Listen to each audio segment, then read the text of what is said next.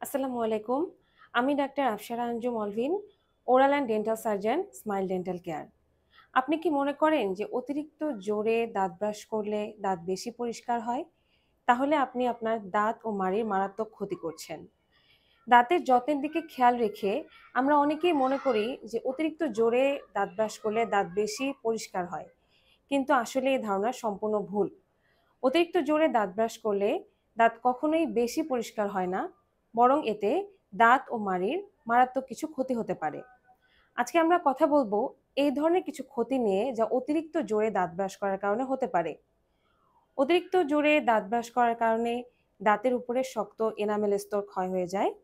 Enamel ক্ষয় হয়ে গেলে দাঁতের ভিতরে নরম ডেন্টিন উন্মুক্ত হয়ে যায়, যার ফলে গরম, ঠান্ডা বা মিষ্টি জাতীয় খাবারে দাঁতে শিরশিরে অনুভূতি হতে পারে। অতিরিক্ত জোরে দাঁত ব্রাশ করার কারণে দাঁতের গঠন দুর্বল হয়ে যায়, যার ফলে দাঁত সহজে ক্ষয়প্রাপ্ত হয় এবং দাঁতে ক্যাভিটি বা গর্ত হওয়ার ঝুঁকি বেড়ে যায়। দাঁতের গোড়া দুর্বল হয়ে যায়, যা দাঁত পড়ে যাওয়ার কারণ হতে পারে। অতিরিক্ত জোরে ব্রাশ করার কারণে মাড়ির টিস্যু ক্ষতিগ্রস্ত হয়, যার ফলে ধীরে ধীরে দাঁতের গোড়া থেকে মাড়ি সরে যেতে থাকে। তাই কখনোই অতিরিক্ত জোরে দাঁত ব্রাশ করবেন না। দাঁত ব্রাশের সময় অবশ্যই সঠিক ব্রাশিং টেকনিক ফলো করুন। মনে রাখবেন, আপনি দাঁত পরিষ্কার করছেন, স্ক্রাব করছেন না। তাই আজ থেকেই সঠিক নিয়মে এবং হালকাভাবে দাঁত ব্রাশ করার অভ্যাস গড়ে তুলুন।